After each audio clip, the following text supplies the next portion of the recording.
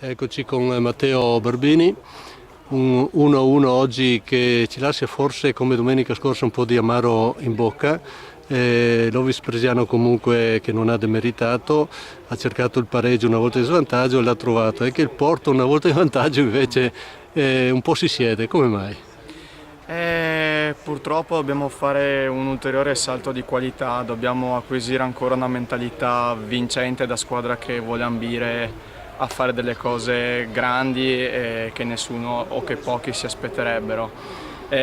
Oggi secondo me il gol è nato comunque da una bella giocata degli avversari, non ci sono state delle disattenzioni come quelle che ci sono state nelle domeniche passate. Ad ogni modo, per quanto ci abbiamo messo il cuore, secondo me abbiamo sbagliato troppi passaggi, troppe stop, metto dentro anche me.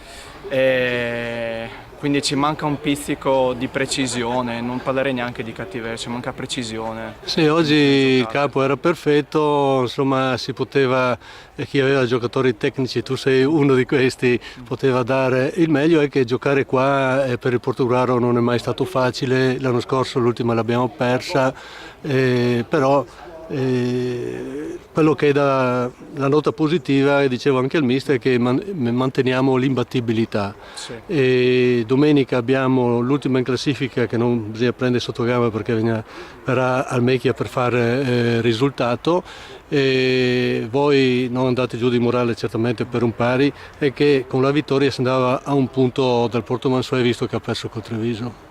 Certo, il campionato è lungo, di per sé il pareggio con una squadra così può anche starci, però è anche vero che veniamo da una serie di pareggi che, per quanto muova un po' il campionato, lo muove troppo poco per quelle che sono le nostre ambizioni. Sì, c'è chi dice meglio una persa e una vinta, ma comunque bisogna prendere quello che il campo poi esprime. Andiamo un po', oggi è la sesta di campionato, tu hai esordito in una maniera fantastica, poi forse non ti sei più ripetuto come gol, però hai sempre giocato, insomma, con voti alti, chi va a leggere le pagelle. Tu come ti vedi? Che giudizio ti dai?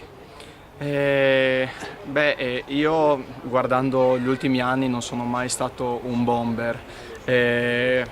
Mi piacerebbe quest'anno fare più gol del solito. Di certo non sono un giocatore che fa un gol a partita come è stato nelle prime partite.